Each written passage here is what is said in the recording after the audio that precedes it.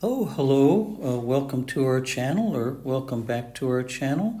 This is a Dhamma channel designed to support and encourage you in your practice. I'm available through various means online if you ever wish to talk directly or to send messages, etc. We're continuing on page 19 of the booklet Kamatthana. It can be downloaded. You can follow along. There's an ebook you can find where to download on this YouTube channel. Today we're on page 19, and we're continuing a discussion of merit, how to make merit, or boon, B-O-O-N, and it's quite a lengthy discussion as to what forms merit can take. So today at the top of the page it says virtue, sila is virtue, and see the 5 vows or precepts on page 16. Yes, we have talked twice now about the 5 vows, which are don't kill, don't steal, commit sexual misconduct, use right speech, and don't use intoxicants. If you want a review of that, you could listen to page 16 or read about it in the booklet. So here are some definitions of what virtue might look like, does look like. The intention to refrain. The intention is sila. Intention is karma. I've mentioned that previously. We create our own life every moment by the kinds of thoughts, the kinds of speech, and the kinds of actions we are taking moment by moment, day by day. And there's nobody like St. Peter with a big book recording it all and deciding later whether you're worthy to enter the kingdom of heaven. Buddha is not watching and judging you or keeping you in or out of some paradise. Your intentions are what determine the quality of your life. If your life is one of more suffering than wholesomeness, what we can do is dedicate ourselves to being more and more conscious of the way we think, our emotional content, the way we speak, and the kinds of activities and actions that we take. We can't completely eliminate any past karma that we have already created, but we can infuse it with more and more sense of loving kindness, compassion, sympathetic joy, goodwill, generosity, forgiveness, patience, forbearance, etc. The more we practice those things, the more they dilute, I'll put it that way, the more they lessen the impact of the karma that we have unintentionally, unknowingly made, but which must, by a law of nature, bear fruit at some point in our life. It says, keeping your sila leads by a natural law, we're going to call that law, to the arising of goodness. So it's lawful. It's not precarious. It doesn't depend on anybody else in any kind of heaven, in any other realm, anywhere in the universe. It's all up to us to create a life that blesses us and blesses others. And if that's not the life we have now, then we have work to do. And Buddha guarantees us we can do the work. That is, the work is doable, if that's the right word. But it takes effort. There's no question about it. We're not going to magically take some mind-altering drug, some mushrooms or whatever, and change the inner working of our mind more than just temporarily. To get to the base or the root of the problem, which is hidden from us, requires the ability to really focus the intention, our concentration into a laser-like point that can expose all the hidden desires and unknown intentions that we have. And we can only develop that laser-like concentration if we faithfully practice meditation and for longer and longer periods of time. Intention is the essence of moral training. Now, we even have to examine our intention of wanting to practice Dhamma. The normal intention is, I want to be happier than I am now. I want to go to heaven in my next life, and I want to be fully liberated and put an end to the cycle of rebirth. Those intentions also have a selfish quality to them, although they are a tool that we use to keep us working. At some point, we'll let go of those as well, but we can't just do nothing and make claims. I'm already perfect. I was born perfect. I have Buddha nature. Everything is already all right. That is actually not the consciousness that we're having. It's a consciousness we'd like to have, and it's not helpful to imagine that we have that level of insight now. There can be no wisdom without a sense of moral discrimination. So previously we've said that moral discrimination is another word for that is wholesome, to be wholesome. But in just practical terms, without arguing about vocabulary and meanings, etc., if you don't know right from wrong, and there are those who don't, there's apparently some brain functions that don't work properly in some people. They don't have a conscience, they don't have empathy, and our court system even has a way of discerning the difference between somebody who does know right from wrong from those who don't. But if you're listening to this Dhamma talk, if you have some interest in being a wholesome, a beautiful individual and a blessing to yourself and others, then clearly you have the ability to determine right from wrong. And if in doubt, we just have 5 precepts, 5 vows that we take, and we can check. Are we wanting to kill? Are we killing? Are we poisoning things? Are we trapping things in deadly traps? Are we swatting insects with a magazine or newspaper, etc.? And on through all 5. So it's essential that we have good moral conduct. It's the foundation of a calm mind.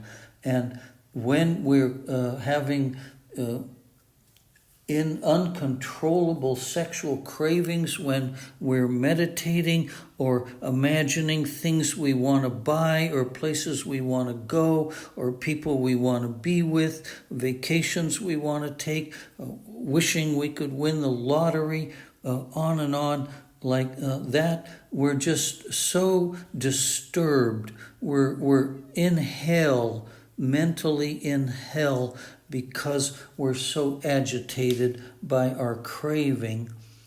And that's not possible to be successful in our meditation so long as those kinds of thoughts are proliferating. Changing oneself for the better is called merit.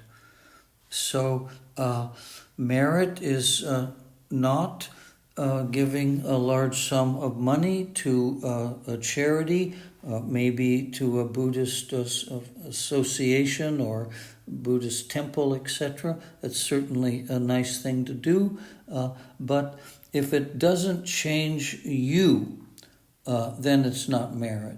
And so often, if we're honest, we do things with the hope of getting something out of it. That's not merit, that's a business contract. So it's like bargaining with God. Okay, I'll do this for you if you'll do this for me. I'm looking for a better spouse, I'm looking for a promotion, a different job, etc., etc. And so I'll come to temple regularly, or I'll meditate, or I'll make a donation in exchange for, and that's not merit. Virtue, cleansing the intention to harm others. So we're talking about merit as a virtue. What does a merit look like? If we practice it as a virtue, we give up any sense of ill will. It's just not all at once. It's not like, okay, as soon as tomorrow I won't have any ugly, angry thoughts towards anyone. I'll just have loving thoughts from now on. Unlikely, very unlikely that will happen. The cleansing process is a process, and it's sort of a day by day. It's like learning any skill. Someone who plays the piano doesn't start out playing very difficult musical pieces. They start out playing basic, what are they called? I forget what it's called, but anyway. Anyone who's good at anything starts at the beginning, and over time gains the technique and the skills from repetition. Progress, in other words, is increasing wholesome habits. If we're discouraged about our progress, we just need to ask, are we living a more wholesome life than we were? Not are we richer, are we getting a promotion or a raise, but is the way we think, is the way we feel about ourselves and others, is it more loving? Is it more wholesome? Then we know that we are making some progress. And if it isn't, if it's just that we know more Dhamma now, we've memorized more Dhamma, we can argue more about Dhamma, well, of course, that's not any kind of merit, it's not any kind of virtue, it's just ego, it's a tragic form of ego, and we have not yet understood the practice sufficiently for it to actually transform our lives. If it's not transforming our life, then some adjustment needs to be made. Once merit was or is located in an outer activity rather than the mental cleansing, all kinds of corruption can occur.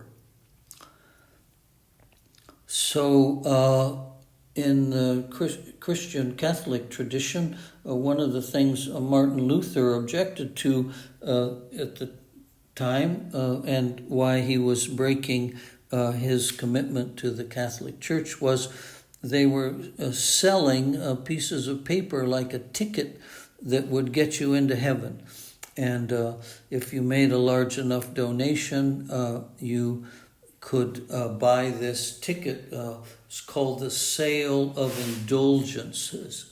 And you didn't have to change your habits. You didn't have to purify the mind. You could continue living a life which would be considered unwholesome, but you could buy your way into heaven. And we find that, frankly, in every religion. There are people selling us something as a way of our avoiding having to do the more difficult work. So if bowing down would do it, if buying flowers for the altar would do it, that would get corrupted somehow. If having to sit in a certain posture in order to meditate, that will get corrupted. If you don't place your hands properly when you're meditating, that all gets corrupted, as if you couldn't make spiritual progress if you don't shave your head, or you can't make it if you don't wear a religious icon around your neck or on your fingers. Anything in the world is subject to corruption, and it corrupts the mind into thinking that the changes that we can make are in the world rather than in our own mind. Bad karma can be performed believing merit is being made. The Buddha mentions one example that I recall, the sacrifice of animals. That was popular at the time all through Jewish history, all the way through the time of Christ. People were making animal sacrifices, and certainly in other religions, including the parts of the world where the Buddha lived at the time. People felt that some blessing would occur if they killed an animal. So instead of them getting blessed, they were actually doing the reverse. They were creating a karmic debt that would not be nice for them at some future time. Moral people are fearless in their communities and fearless at the time of death. Can you imagine not being afraid when you see you're about to die? In the movies and in real life, when there's a crisis, people scream, people cry, people panic, people fight each other to get out, trample each other, etc. And this is not the life of someone who has quieted the heart, which is quieting fear, anxiety, and doubt, having become a master of the four enemies, I guess it is, 5 enemies, one of which is anxiety, fear, and doubt. Just sitting or lying or whatever, here comes death, if you're lucky enough to be aware of it, without a panic. So that's certainly a blessing that one can genuinely experience through the practice of sila, meditation, and virtue. keeping Shila yields more merit than dana. So that's a concluding of part 2. So the dana was in its rough form, giving money, giving time, giving effort, etc. But it has a more refined form, which we talked about on page 18. But changing one's moral conduct will have a greater blessing, a better effect on our life than just thinking donations will be good enough. And now the third form that merit can take is samadhi or concentration. Bhavana practice is higher than dana or sila and generates the greatest boon. So we just said that our practicing our virtue is better than making donations. Now they're saying practicing concentration, perfecting our ability to meditate for longer and longer periods of time is better than making donations or just living a moral life. It generates the greatest benefit. Samadhi is stability of mind, a firmly established mind. In practical terms, it's being able to stay focused. The mind doesn't jump from limb to limb like the monkey. It doesn't run off. If it runs off, it comes back very quickly.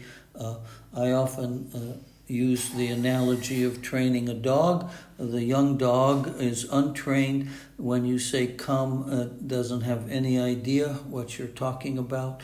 It continues to do what it wants, but with repetitions over and over, come, it will come, then next a sit, and it will sit, and then next a stay, and it will stay. And a truly well-trained dog will come, sit, stay, and it won't get agitated, it won't get impatient, it will just lie down, maybe take a nap, and it just waits for the command to, okay, get up, let's go. And that's what a well-trained mind looks like. We sit down, we say, come, focus on our concentration object, whatever it might be, and stay there, don't run off, and stay there until I tell you to stop. Of course, this takes a lot of practice. So, here are 3 stages of concentration that the Buddha articulates. And the first one is kanika. It's momentary concentration. And surprisingly, most of us have that even when we're not in a meditative posture. We can be concentrating on something when we're driving the car, which is could be dangerous because we don't see the traffic light change, or we don't see a stop sign or a pedestrian, because just for a moment, it might only be a second or two, we're, quote, spaced out. But that spaced out is that we're fully concentrated on something else. So the eyes are not registering the traffic sign or the traffic light, etc. That is a temporary moment of concentration. And it happens in our work, working on a keyboard or a computer or whatever our job might be. We have these moments where we're well focused, but we don't call it that, we don't notice it, partly because we're not trained to notice it, and we will begin to notice it as we become more skilled. The second kind is upakara samadhi. It's accessing samadhi. There's a quality of samadhi that it accesses. It's proximate. It's right there. It's close by. It's on the verge of jhana. And we'll talk about jhanas later, but they're very deep forms of concentration. So in the forest monk tradition, this level of samadhi is all that is required to become fully liberated. In the forest monk tradition, we do not stress or do not even concern ourselves about the ability to go into the jhanas. The jhanas are very deep samadhis, and they require a real skill, but we don't find any wisdom there. We find some exotic experiences, very exotic, very otherworldly, but when we come out of them, the jhana, we have not changed our character, and we have not discovered the insights that constitute becoming liberated. So this apana samadhi is full concentration, attainment samadhi, fully developed with mastery of the four jhanas. It's another school of meditation. We're practicing Vipassana meditation, and that is not our goal. But other schools of meditation, that's their goal, to develop these powerful samadhis that take them into places that are hard to access, impossible to access without this high level of concentration. Okay, we've reached the end of page 19. I appreciate your making it to the end. If you gained any benefit whatsoever, or think someone else might be blessed, please like and subscribe, that the Dhamma might be spread. It's a way you can be generous. It doesn't, quote, cost anything. It's just that you have opened your heart to the possibility that the Dhamma could bless you or bless others. I hope you'll tune in again. Take care.